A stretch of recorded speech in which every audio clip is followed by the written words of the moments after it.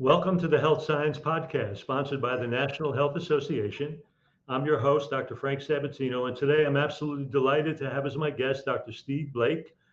Dr. Steve is a PhD in holistic health with a specialization in nutritional biochemistry, which we're going to get into. He's also a trained naturopathic physician. And Steve also works as the director of nutritional neuroscience at the Maui Memory Clinic in Hawaii, which I want to get into because neuroscience is one of my loves and one of the places I spent a lot of time in. Also, the research director of neuroscience at the Neuroscience Nutrition Foundation. He's a prolific author, and we're going to talk a little bit about the work that he's done with books ranging from nutrients for memory, autism, a spectrum of improvement, dietary regulation of dopamine, nutritional approach to Alzheimer's disease, no more heart attacks, and many more. So Steve, welcome. It's such a pleasure to have you.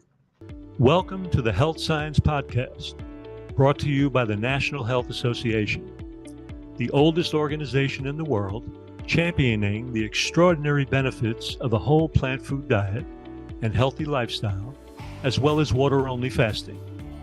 We believe that health results from healthful living and focus on evidence-based science that promotes the health of you and your loved ones, as well as the health of all animals and the environment. We feature experts from a cross-section of disciplines within the plant nutrition, vegan, psychological, environmental, and animal compassion sectors. I'm your host, Dr. Frank Sabatino, the NHA's Director of Health Education. Thank you. Thank you for having me here.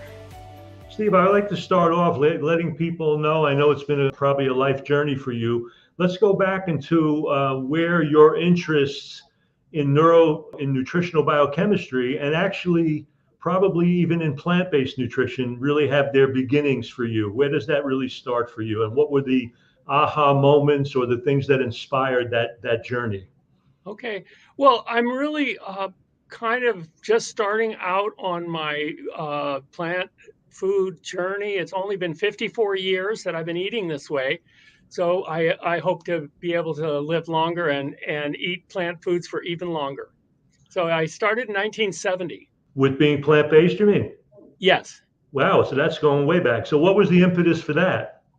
Well, the impetus was I was studying at physics at University of California, Santa Cruz, and I made a chicken cacciatore. I'd already stopped other meats, and I left it out and didn't heat it up again and got food poisoning.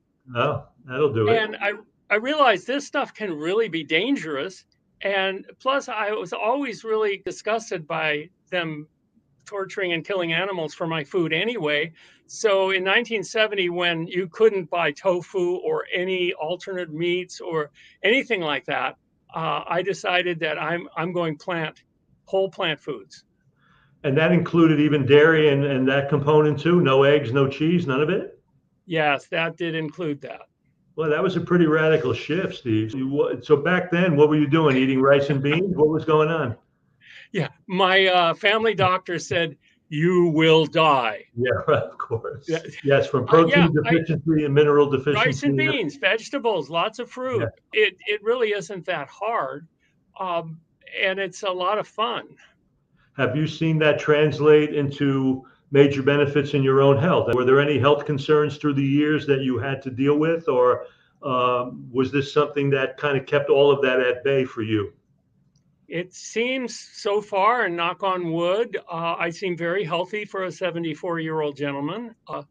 I'm still able to run for an hour, and that's a good exercise, and I'm glad my joints can still take that kind of punishment.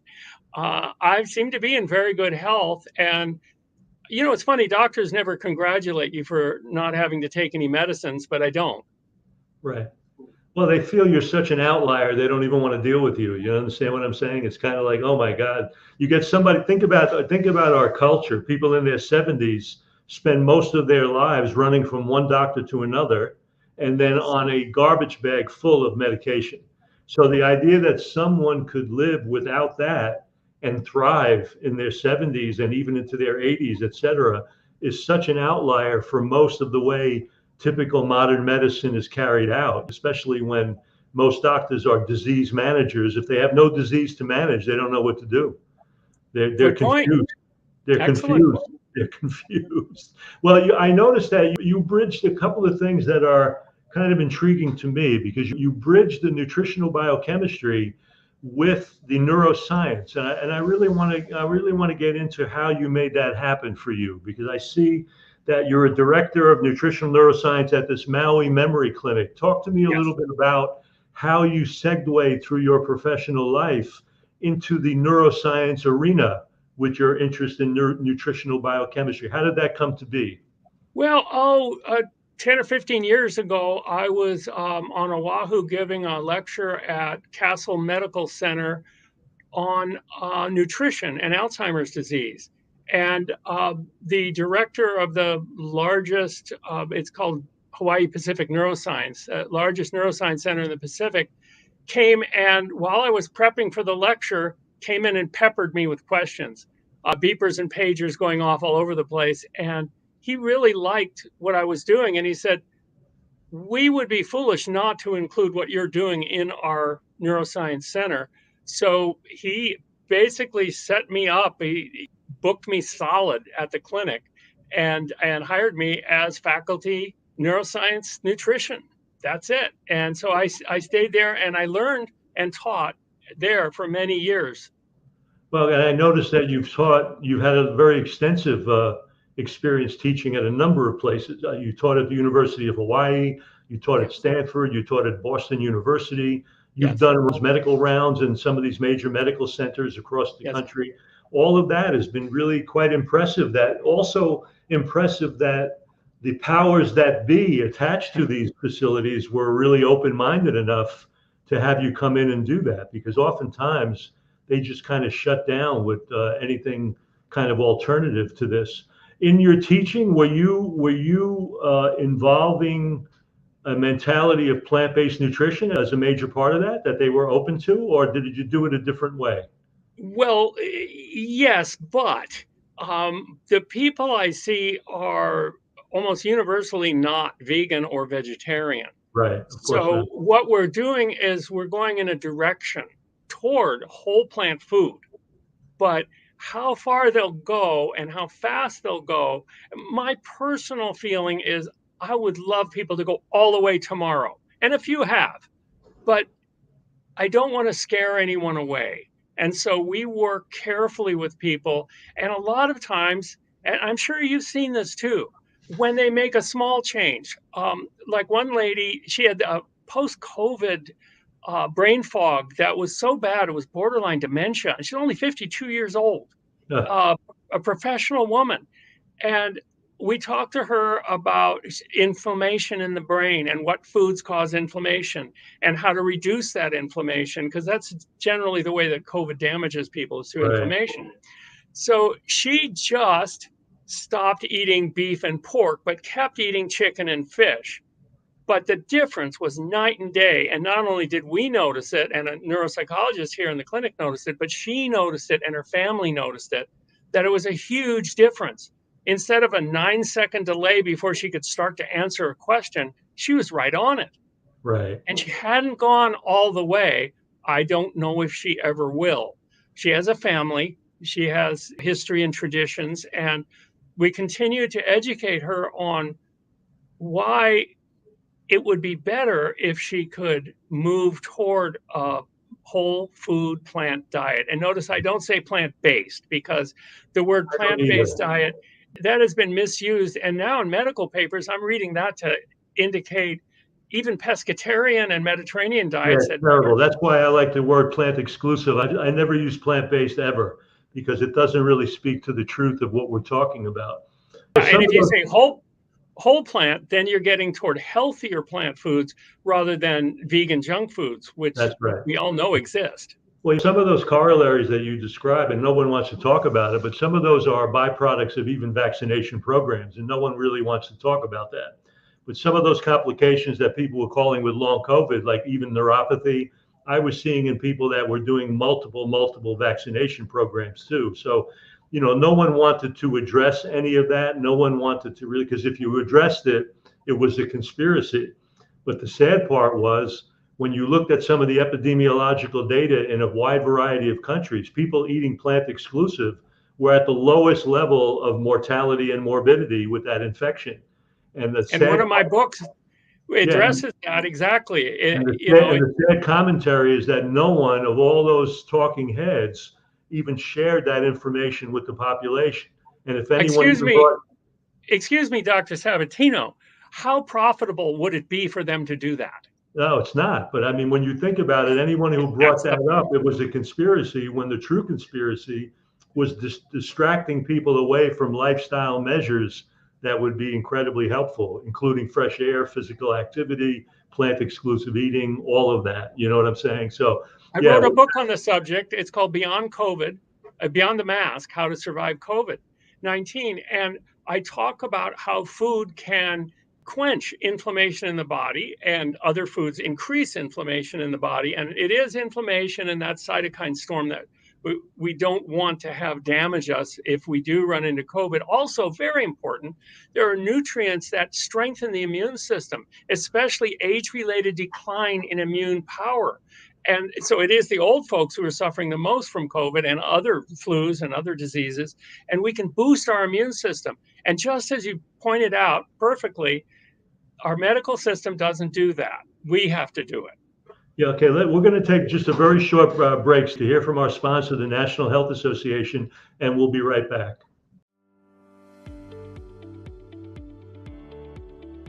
You're listening to the NHA Health Science Podcast. Dr. Frank Sabatino here. Are you ready for an extraordinary adventure that combines relaxation, exploration, and vibrant health? Then set your sails for the NHA Plant Exclusive Cruises. Imagine cruising through exotic destinations, savoring delectable plant-based cuisine, and engaging in rejuvenating activities, all while surrounded by like-minded individuals passionate about health and wellness. These cruises offer more than just a vacation. They offer an opportunity to immerse yourself in the NHA's principles of healthy living. And they rank incredibly high on the ratings of eco-friendly cruise lines. We all know how important our oceans are, and our cruise partner, Windstar, is fully committed to this. Join us aboard our upcoming plant-exclusive cruises and experience the synergy of health and leisure. Delight in gourmet, SOS-free meals prepared by talented chefs. Attend informative workshops and enjoy the serenity of the sea, all tailored to nourish your body, mind, and spirit. For more details and to reserve your spot on our next adventure, visit healthscience.org and click the link under Travel. Don't miss this chance to indulge in a wellness retreat like no other. Elevate your well-being and make memories that will last a lifetime. And remember, your feedback matters. Please take a moment to leave a rating and a review wherever you're listening to the NHA Health Science Podcast. I'm Dr. Frank Sabatino, your host. Now, back to the show. Welcome back to the Health Science Podcast. I'm your host, Dr. Frank Sabatino, and I'm here with Dr. Steve Blake, a nutritional biochemist, and we just finished a moderate discussion about COVID and the role of chronic inflammation for increasing the morbidity, and how nutritional approaches, especially plant exclusive, can kind of quench that cytokine storm that's tied into that chronic inflammatory exacerbation that goes on in that process. Steve, I noticed that and I'm very intrigued by this, because we talk about, and we know that there's a lot of, as we see aging in our culture, we see a lot of age-related degeneration of the brain and nervous system. And of course, these problems that develop with that, whether it's cognitive decline, Alzheimer's, Parkinsonian symptoms, the way those typical problems are addressed and looked at typically never come in the arena of nutrition for most of the standard approaches of looking at that. They see them as just degenerative phenomena that no one can really stop. And so all that we do is treat them in end stages. And I know that you were involved in a dementia trial study. You dealt with some Alzheimer's studies. I'd love to talk to you about how you see the impact of nutritional biochemistry on some of those age-related or lifestyle-related factors of neurological degeneration. I think it's a really important discussion. Ooh, that's just right up my alley. So I yes, do. I wrote the Hawaii Dementia Prevention Trial, and there's a randomized, controlled clinical trial, and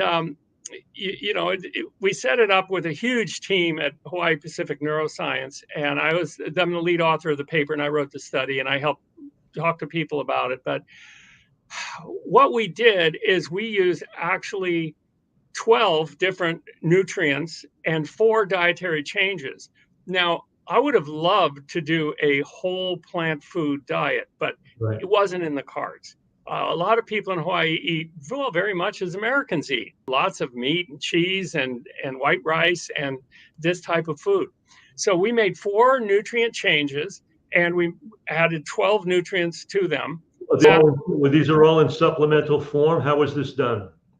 Both ways. For example, one of the things we added was an ounce of sunflower seeds and an ounce of walnuts to supply alpha tocopherol and gamma tocopherol, 2 forms of vitamin E in the diet.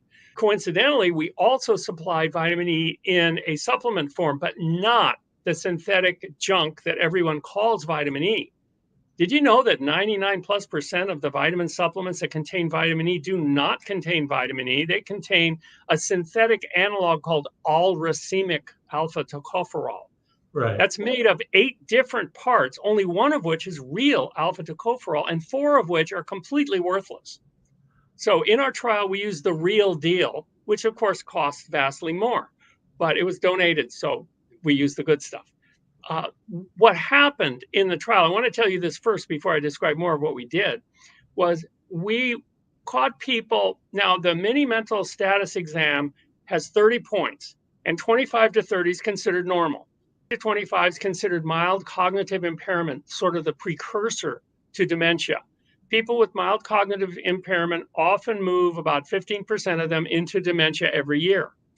So we started at an average of 19, okay, just barely into dementia.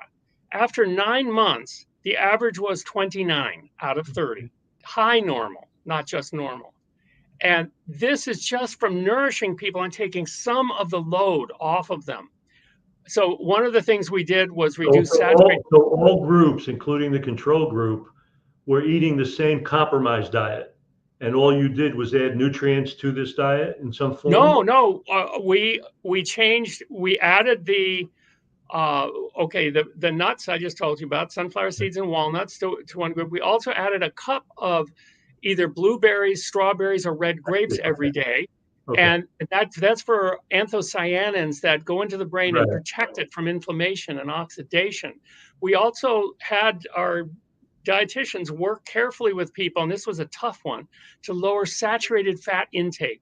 Over 9 months, saturated fat intake, if you lower it, you can really see a difference because you're unclogging the arteries. More blood is getting to the brain, more blood sugar, more oxygen. People are thinking clearer, and their whole circulation is better. The chances of a stroke, and strokes, of course, if you have a lot of tiny strokes, this leads to vascular dementia, a very common side rider of Alzheimer's disease.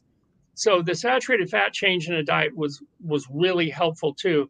Well, you're making an important point for the audience that I want to highlight, because I think sometimes when they talk about these neurological type diseases, they don't realize that they're not just neurological, they're neurovascular diseases, meaning that you're looking at blood supply to vital neurological tissue. So when you talk about blocking blood vessels because of inflammation and all of the changes, you're cutting off oxygen and blood supply to vital tissue. So it's not just a neurological breakdown, it's an entire neurovascular picture.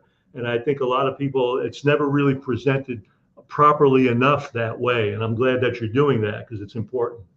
The importance of vascular dementia is really high, and brain perfusion of oxygen, especially to the brain, very important. So I wrote a paper recently on advanced glycation end products. These form when meat is broiled or fried or barbecued, and they are highly inflammatory. In fact, the receptor that takes them into the brain is called RAGE. How do you like that? Yeah, I know. receptor for advanced glycation end products.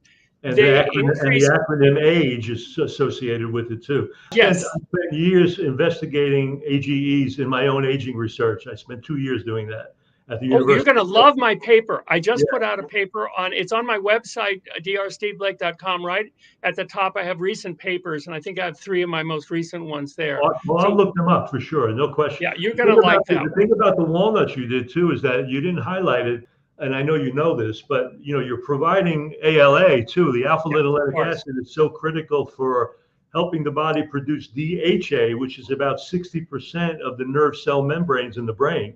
So Of that's the fatty acids on the phospholipids in the nerve that cell essential fatty membranes. acid is really critical for preventing cognitive decline. So, by adding that, it wasn't just the vitamin E component. You added that very essential anti-inflammatory omega-3 component, which is powerful, beautiful. And I'm going to love talking about fats and oils with you too, because I wrote a book on fats and oils, I saw that. a textbook on fats and oils, and it's So the bottom line of that trial is you saw incredible cognitive improvement, basically, is what you saw. yes, Very significant cognitive improvement. such cognitive improvement that had it been a drug rather than changes in diet and nutrients, I would be a billionaire right now. I did You would. summarize this book, Nutrients for Memory, summarizes what we did in the trial, and you can do it at home. It doesn't cost very much, and you don't need a prescription for anything, and you can do the same thing we did at the trial. And that's available where, Steve? Where is that available? On my website, drsteveblake.com. Yeah, we'll get to that too. We'll highlight that, drsteveblake.com. I see Steve, it let me ask you scrolling a across. question. In your dementia trial, did you see any gender discrepancies? And I'm going to tell you that because we know that in full-blown Alzheimer's, 2 out of 3 people with Alzheimer's are women. And there's a kind of a black box around that gender discrepancy. Some people feel it may relate to changes in estrogen and estrogen's protective effect on the brain. There's some very, very different discussions about what may be the reasons for that. So I'm asking you straight out, did you see any gender discrepancy in the study that you did and the outcome of that study? No, we didn't. And generally in the literature, I haven't seen a lot of changes. As you mentioned, estrogen does have some effect on the mind, and the cessation of estrogen in menopause can also have an effect on the mind. But food is so powerful. It Right. is so incredibly powerful that this is a small thing compared with the changes in food and nutrients too. Can I talk a little bit about the nutrients we use? Absolutely, please. Yes, it's your Okay. forum. I want you to share whatever you want to share. So you've probably heard many times that we can be genetically susceptible to a disease, so we're just forget it. You have nothing you can do about it. Not the case. There's something called epigenetics that's been out now for many years. And for example, there are genes that make the 2 enzymes that create the amyloid beta that turns into amyloid plaque, the signature feature of Alzheimer's disease. These 2 enzymes are beta secretase and gamma secretase. Those are the 2 that snip off the amyloid precursor protein and cause these incredibly toxic metabolites to circulate in the brain and kill off brain cells.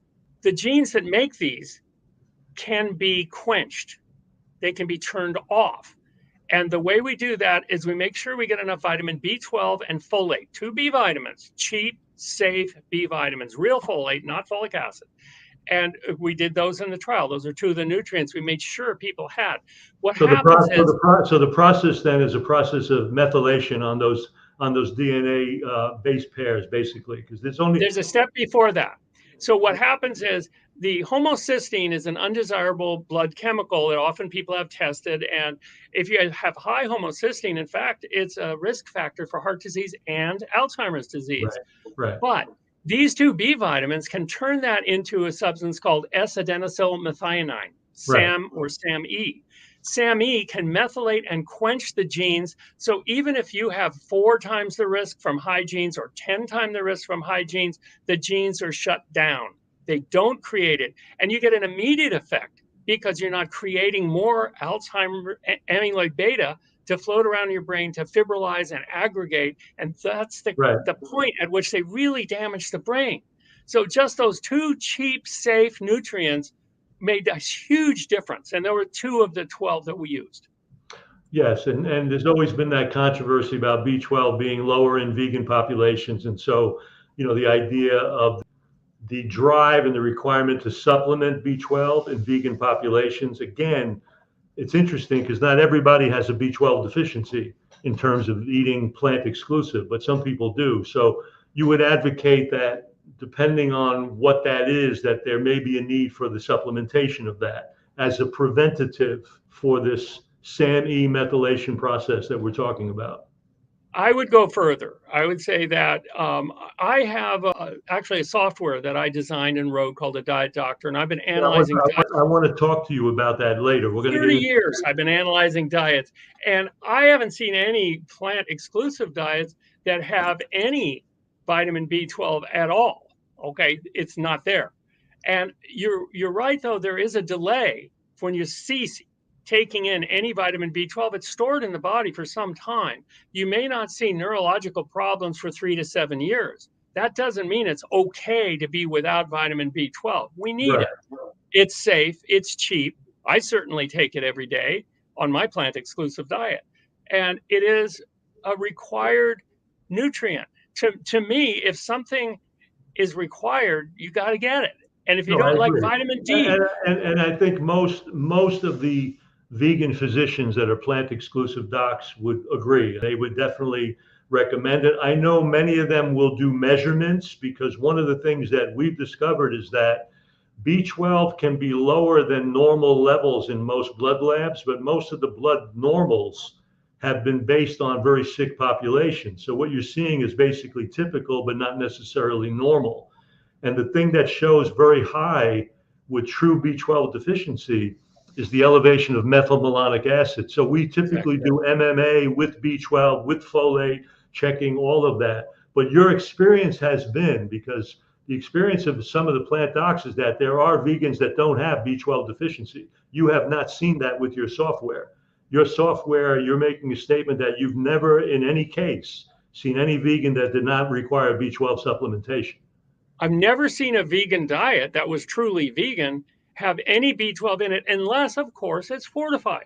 And a lot of foods are fortified. So you can have a vegan diet that includes, say, almond milk, and the almond milk has vitamin B12 added to it. So you're not getting a deficiency if there's enough. Well, and you drink. You could make the case with organic food consumption, there can be bacterial composition that produces B12. It's possible, but we don't always see true B12 out and out deficiencies, even lower than the normal levels of labs. But I agree with you. Most of the vegans that I know are taking a B12 supplement, and I think it's a smart thing to do.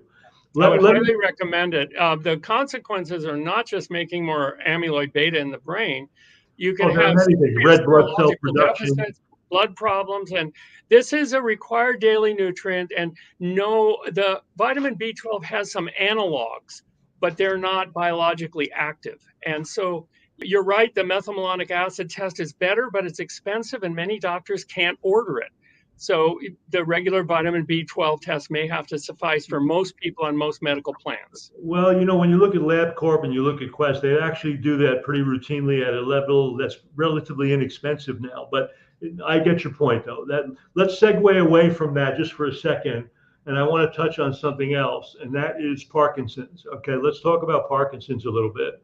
Yes. Because when we talk about Parkinson's, the etiology typically is over time that you're losing dopaminergic neurons in the basal ganglia. And eventually, if they're lost enough, you don't have the regulating effect in the extra motor pathways that are involved, and you get the tremors and all of that. So let's talk about, in your experience, and especially coming back to your Diet Doctor software, because you've evaluated nutrients for a very long time. Give us a picture of how you see the eating plan and the nutrients affecting the integrity of degenerative dopaminergic neurons in the base of the brain. I'm just very curious what you've observed and what you've seen. Well, that's great. As you know, I have a flashcard here. I know I'm old-fashioned. It's my book on Parkinson's disease. It's actually my best-selling book, and my wife has a Parkinson's cookbook that outsells me. Well, that's great. I think it's great. It is great because it makes it practical and easy to do it. So step one, okay, for the symptoms of Parkinson's disease, when I analyze diets, I know that you and I should get at least 46 grams of protein a day, right? Right. But when I analyze most Americans, they're getting 125, 150. If they're on some paleo diet, they make it 200 or 300 grams Right. of protein a day, vastly excess.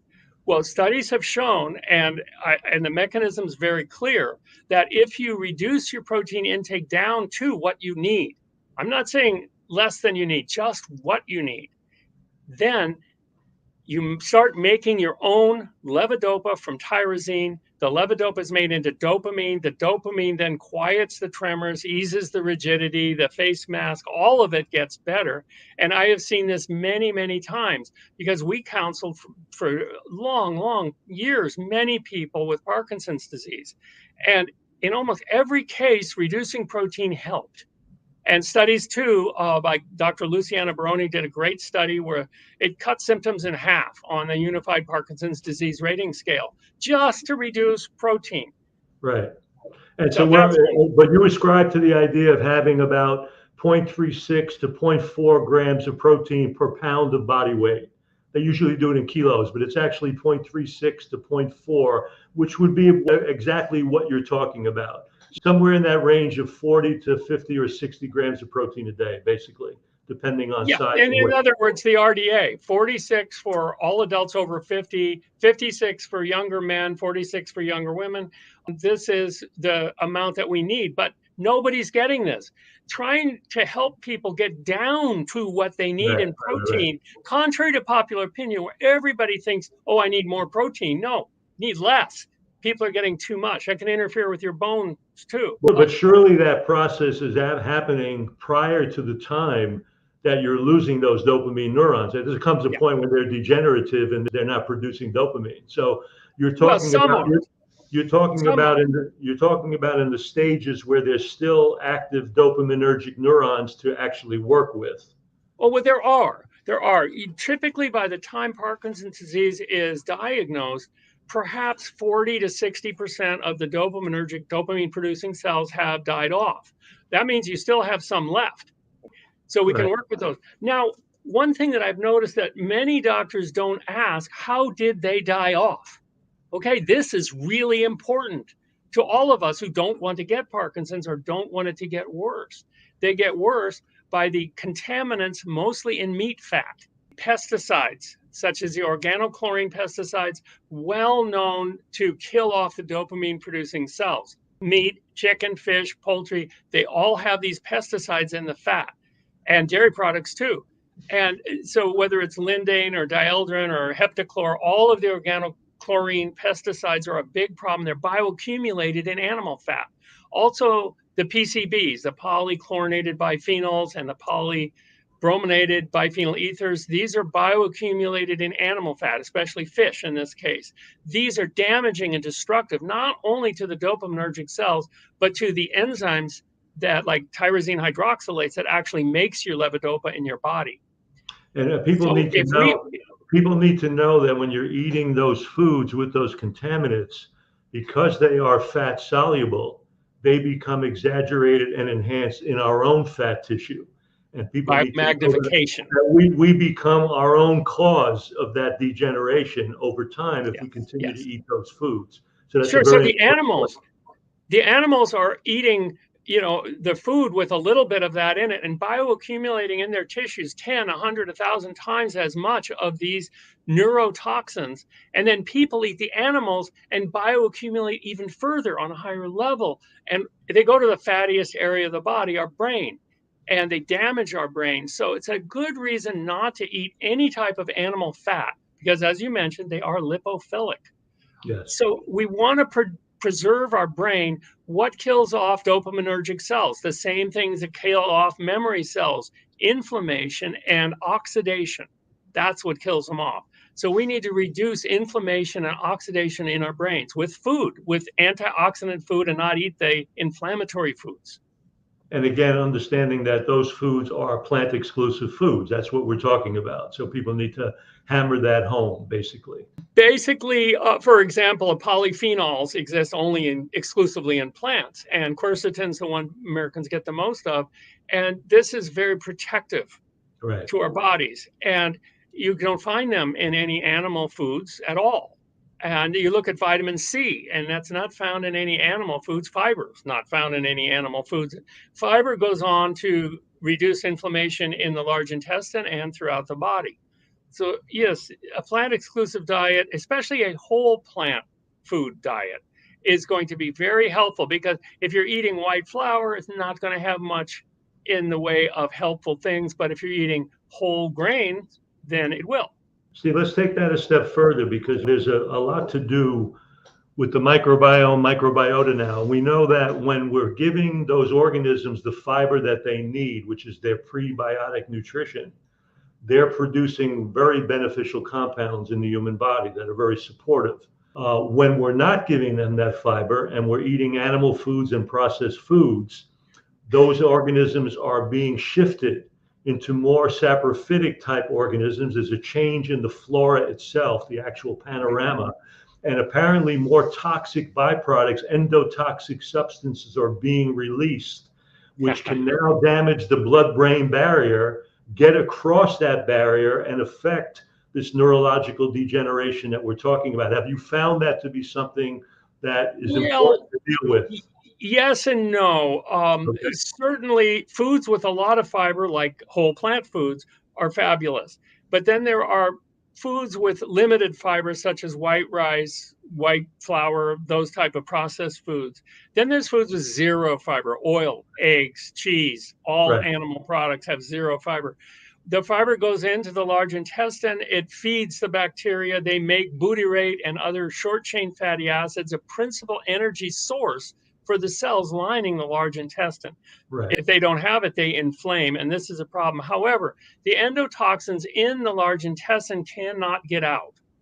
Now, it's true that with a Western diet, you can damage your large intestine barrier enough to where some can leak out. But well, that's what I think people are talking about. When you get that leaky gut phenomenon where you're damaging that mucosa, that things can absorb and circulate via the bloodstream across all these barriers that the body has naturally used for protection. Well, yes, but in even more recent paper of mine on lipopolysaccharides, the title is Reducing Lipopolysaccharides to Lower the Risk of Cognitive Decline in Alzheimer's Disease. What we see is the lipopolysaccharides, these endotoxins you're referring to, same thing, two names, they are actually coming from food, right? Not from the large intestine. The large intestine may leak a little bit, but food has a vast amount if it's the wrong food for human beings, which is just what most people eat. And so we're seeing things like macaroni and cheese, turkey prepared food, and basically meats and cheeses are the ones that have the highest levels. But these are incredibly high levels. They're shooting lipopolysaccharides in the arm of perhaps 40 nanograms. It's the tiniest amount. And yet we're looking at the number of nanograms of lipopolysaccharides in the food that people are eating, and we're seeing 500,000 and over 1 million in some dishes that people are eating. Right. This can definitely be absorbed. My paper is on my website for free. You can just look at the top on recent papers and read that if you have a strong mind. As you go on, before we go further, let's talk about that URL. So the name is drsteveblake.com, drsteveblake.com. We want to help people know where they can learn more about you, find out more of your information. So we just want to direct them to that URL, basically. Great. Thank you very much. And by the way, the papers are free, and I try and keep my books all under $10 in ebook format, so anyone can. Oh, that's fabulous. That's great. That's beautiful. I want people to learn. Let's talk about your cutting edge software, Diet Doctor, because you've been doing this for such a long time. Give us the real pros and the amazing things that came out of your observation of taking this nutrient inventory through this software. What are some of the most important things that have come out of those evaluations over the past 30 years? Oh, so much fun stuff. By the way, it's up to 292,000 foods that can be chosen. Wow. So virtually anything from Twinkies to raw kale is in this database. So So talk about how it goes into the database and how it's analyzed. Let's talk about that first. two ways. People can buy the software and do it themselves, or people can send me their diet, just 1 day diet with exact amounts of what they ate. And I analyze that diet. I charge a small fee for that. But what they get is every essential vitamin and mineral. How much did they get? And for exclusive plant-based, it's vitamin B12. Yes, it's always 0. And vitamin D is almost always 0, unless they're eating fortified foods. It's going to be.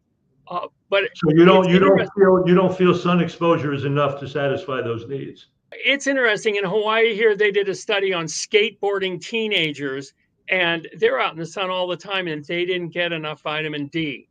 Also, in many places in our country, photochemical smog blocks the UVB. I have a colleague who's a great expert in this, and so people aren't making enough. It's not something you want to fool around with. Vitamin D is a fantastically good anti-inflammatory, and there are vitamin D receptors throughout the body and the brain. Absolutely. Really Absolutely. necessary, and again, cheap, easy. Now, because I live in Hawaii, I just take 1,000 IUs, which is 25 micrograms of vitamin D3, cholecalciferol. I just take one supplement, this brain and body food, and I make it. Okay, I actually make a small profit, but a very small profit, because what I put in is the real deal. And I had to make it when I did the Hawaii dementia prevention trial, because people who weren't on the trial heard about these fantastic results, and they wanted the supplements. They didn't want the dietary changes. Right. And so at least they got part of the deal there. And so I make sure I get vitamin B12, vitamin D. Also, I noticed in analyzing diets that some diets are low in calcium. For example, paleo and keto diets can be like, we need on a high protein diet about 1,000 milligrams of calcium a day, typical high protein diet. On a low protein diet, 800 milligrams per day is probably fine. But I'm seeing that on paleo diets, I often see 250 milligrams of calcium. And the literature is showing they're actually getting broken bones because of calcium loss on these diets. Okay, not a good idea. Many other diets, the Atkins diet, and a lot of these diets have low calcium. Also, when I look at diets from whole plant food diets and vegan diets, I'm seeing low levels of calcium, not terribly low, but low. And there's a lot of talk among us professionals about what exactly is the number we need.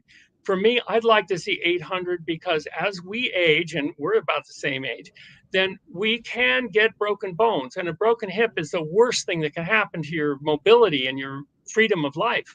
So I want our bones to be really strong, and I want us to get 800. But my diet and the diets I analyze by vegans and plant-based people generally runs about 500 to 600 milligrams per day. So I put a boost of calcium in my supplement to knock it up that about 250 more, so that I'm level every day. So I find that calcium can be a problem. Now, people who eat dairy products get tons of calcium, but they're getting those Parkinson's disease inducing pesticides. They're getting mucus. They're getting all kinds of antibiotics and things. I mean, it's not a good trade-off. It's not a good way to do it. And so I analyze different diets. Every time a new diet comes out, I analyze it. For example, I met some people who are eating a Doug Graham diet. This is a raw fruit diet, fruit only, and only raw. Doug Graham was a student of mine. I know Doug for 30, 40 years. So I analyzed this diet. Wow. What did you discover? 35 grams of protein per day. Really, really, really low. Okay. Not enough to make vital enzymes, muscles, not sustainable at all. And this diet had 4,000 calories, and the sugars, wow. It's like a pound of sugar a day. And sucrose, glucose, and fructose were through the roof on the amount of sugar that people are taking in. Sure, it's fun to eat fruit, and it gives you a nice little sugar buzz, but you have to be a little careful. The minerals in general, calcium was extremely low, and many of the other minerals were just plain missing. So low as to be dangerous, like zinc, selenium. Well, Steve, let me ask you. Let me play devil's advocate. There are people like Doug and many followers of Doug that have actually thrived on that diet at a very high performance level. So how Mhm. would you explain that to that population of people? I think that when you take someone on, especially on an American diet, and they switch to a raw fruit diet, they're going to experience wonderful benefits, and especially in their endurance and stamina, and feel better, need less Yeah, but sleep. we're talking about people doing this for 20 plus years. Understand what I'm That's a saying? problem. So you would think some of those deficiencies would rear their ugly head in that long period of time. So Right, I don't advocate that diet, but I'm just playing devil's advocate right. because I know Doug and I know how he performs and I know, and he's been doing it for 30, 40 years. Oh, I'd like to talk a little bit more about the Doug Graham diet. And when Yes, I please analyze it, do the that. calcium's about actually got to almost 700 milligrams per day, so almost enough calcium. The zinc, though, was about half at Right. 7 milligrams of zinc, just not enough. The selenium, not enough at all at 25 out of 55. So that is a problem because we need those antioxidant enzymes, the superoxide dismutase, dependent on zinc and selenium, also And, copper and and, manganese. and can you hear me okay? Yeah, Yeah, and again, of course, one of the global deficiencies, and I'm sure it's probably magnified on that eating plan too, is iodine, which of course is going to be involved in thyroid hormone production, neurological, and again, structural health too. So did you notice that too, major deficiencies with iodine? of course, all terrestrial foods are deficient in iodine, and iodine is a required nutrient. Interesting fact, although iodine is required for the production of thyroxine by the thyroid gland, thyroxine is not the active hormone. The active hormone is triiodothyronine, and you Right. require selenium to get that one, which was deficient on the all fruit diet. So there was So, a as double, far there as was a a, long term diet, I would say you're going to need a little bit more. Vitamin E, for instance, was low. Nuts and seeds were not there. So you're not getting your alpha linolenic acid. He got just a little bit. Let me check here on ALA, that's alpha linolenic acid. In that diet was only 1.7. Not the worst I've ever seen, but not enough. But the vitamin E was really a problem, and that just wasn't enough. Now, with the gamma tocopherols and the delta tocopherols, vitamin E did look better. So I was heartened that we're getting some of the other types of vitamin E to come in, but we need the alpha tocopherol to protect our LDL on its journey through the bloodstream so it doesn't stick to the inside of the artery, create foam cells and clogging atherosclerosis, heart attacks, strokes, and so on. so And I would like the short answer is we need a very different, diverse plant exclusive diet than that one, obviously. the short answer is we need certain nutrients as human beings. And why won't some of these authors like Atkins or whoever writes a diet plan run it through a diet analyzer and make sure it covers what humans need and doesn't give us too much of what we don't want too much of? And for example, saturated fats were fantastic on Doug Graham's diet. It's going to have a really good effect on reducing diabetes, really good effect on reducing heart attacks and strokes. So this is a really positive part of that diet, eating raw plant foods. I have analyzed some raw plant diets that were excellent and covered the nutrition humans need as well as any diet I've ever seen. But you have to be careful. You have to eat some sprouted beans. You need some nuts and seeds. And I'd like to talk about various diets. I know that Neil Barnard was on your show and he talked about his very low fat diet, like 10% of calories. And this type of diet is too restrictive. When I analyze those diets, I'm seeing the vitamin E at 5 to 10 milligrams per day. The RDA is 15 milligrams of vitamin E per day, but that is a bare minimum. If you want to, for example, boost your age-related immune power, then you're going to need more like 200 or more milligrams of vitamin E. But getting too low is very dangerous. Also, you're not getting enough of the alpha linolenic acid that you mentioned, which then can be elongated and desaturated into EPA, eicosapentaenoic acid, Right. and then further into DHA. Now, we have the enzymes to do this, but they're not going to work unless you have every single nutrient needed for this. First of all, of course, more ALA. Then you're going to need vitamin B6 and B3. B12 is needed, and biotin. Also, vitamin E is needed for that. Calcium, magnesium, zinc, iron, and copper are needed. And you can't have excess arachidonic acid, for example, from meat fat. This is a real bad thing. So when I see the low-fat diets, I see a basic mistake being made, perhaps because my textbook on fats and oils isn't being used in medical schools, okay? But what they're doing is saying all fat is bad, keep it to 30 grams of fat a day. But the fact is, saturated fat and trans fat are the ones, trans fats, I would say 0. I'm in agreement. Arachidonic acid is a long chain omega-6 fatty acid, 0. Only comes from animal fat. We make all we need, 0. Cholesterol, we make all we need, 0 from the diet. But saturated fats you can't avoid in a good diet. And so keep it below 6% of calories, or about 12 grams per day. Then you're going to be on a healthy diet for heart attacks, strokes, diabetes, and so on. I wrote a book on diet. But in a diverse plant diet, if you really look at it, we're eating a wide range of nuts, seeds, avocados, things of that nature, which will provide those oils and fats. So absolutely. No, absolutely. And that's what I recommend. And that's what I recommend in all my teaching. So very low-fat diets don't include those exact foods, but I certainly do. We live on an avocado fortune. And it's a mistake. I agree with you. It's a mistake. Too many avocados or nuts and seeds, you can get fat. That's the case. We try and limit ourselves to half an avocado a day. Some of those avocados are this big, though, that we grow. Woo, they're so good. Well, we usually use more of the Hass avocados, which are those smaller, more dense. They're a little more dense in fat, too. But they're so tasty. They're so creamy. They're delicious. And remember, I probably eat at least an avocado a day. Fantastic. And a few ounces of walnuts a day, and I'm even using hemp seed, flax seed on oatmeal. Right. So look, I don't have any problem with that. I've been doing that for years, and I'll tell you, it stabilizes energy. It stabilizes so many things. Well, Steve, let me ask you a question. The only way to access the Diet Doctor software is through you, or how does somebody work that? How would somebody get that? Through consulting with you?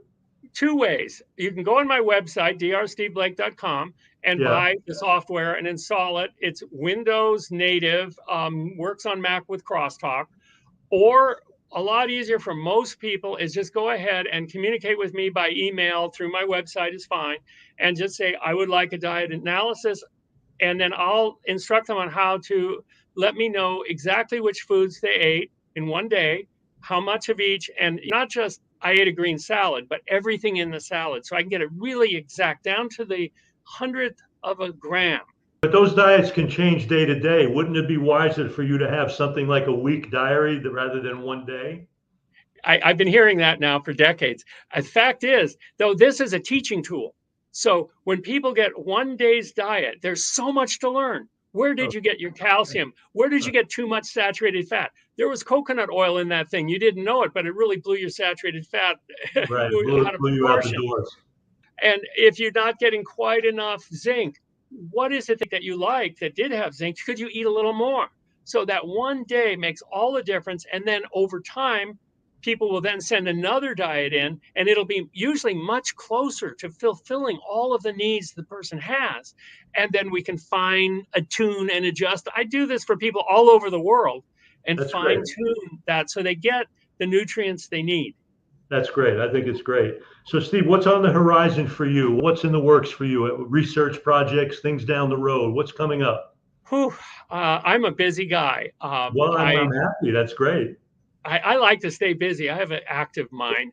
And, I'm going to come back to you and say what is needed most in the area of nutritional biochemistry that I can help people with. Well, I think the analysis is one thing, so they can get a better grasp on is their diet providing the basic things that are necessary to sustain life. I think that's the starting point. And every doctor's office should do this. Every doctor's intake should run a dietary analysis. And of course, I basically practice non-profitable medicine or low-profit medicine. Let me ask you a fundamental scientific question. What's the standard error in your software?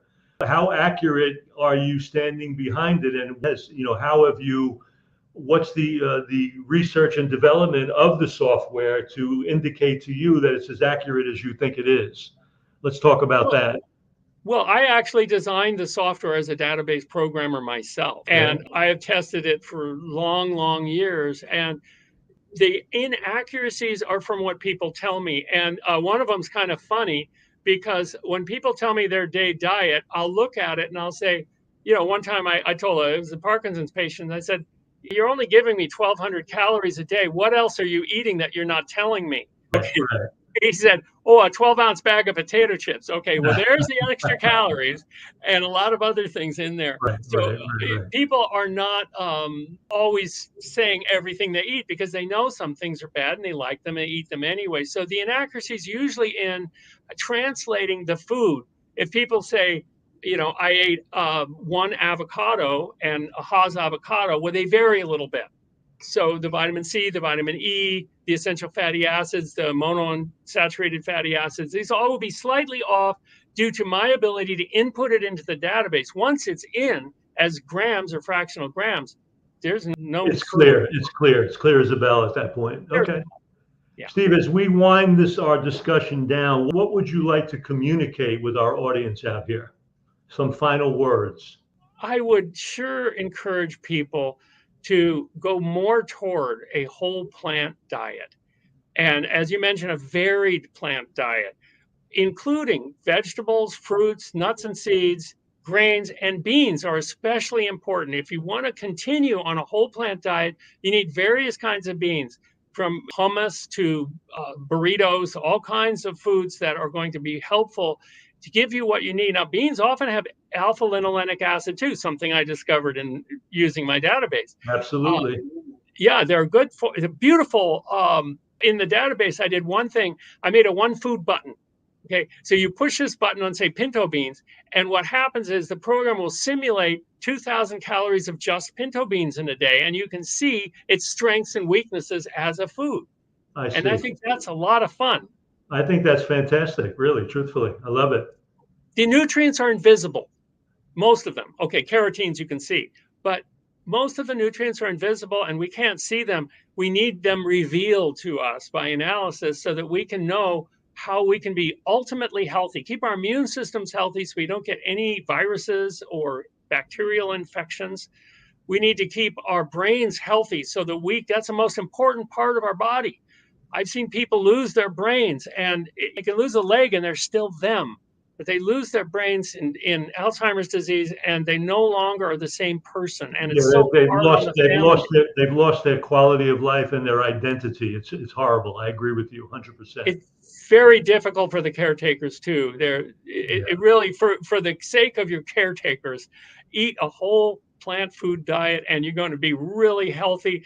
I do think that supplementation is necessary in order, not just for a plant diet, but for any of them, because we want to make sure we get everything we need every day for all of those millions of cells. I can't thank my guest, Dr. Steve Blake, enough for joining us tonight. Steve, thank you so much. I urge people to follow Steve. You see his website, his URL scrolling across the show notes. You can follow up and have a diet analysis, take a good closer look at what your diet is actually providing. Are you getting what you need? And I think it's a legitimate question that we all need to answer in our lives. And we agree that a whole plant exclusive diet is really the way to go to minimize toxicity, to maximize nutrients. But at the same token, we want to make sure that we're getting the essentials that we need to sustain our brains, our hearts, and our bodies across time. So not too much of those things that are problems too, right. like we want to find it within. Yeah, we want to find it within a proper balance for the needs of the human body, for sure. And I can't thank the people that joined us tonight enough for being part of this active and healthy community. And on behalf of the National Health Association, I'm your host, Dr. Frank Sabatino, and I look forward to being with you on the next episode of the Health Science Podcast. Steve, thank you so much. Appreciate it. Thank you so much. You're doing a great job. Thank you. You've been listening to the Health Science Podcast, brought to you by the National Health Association. Thank you for joining us today and for your commitment to evidence-based health science that backs a whole food, plant-exclusive lifestyle and contributes to the well-being of all people, animals, and our environment. I'm your host, Dr. Frank Sabatino. Be sure to leave a rating and a review, and we'll see you on the next show.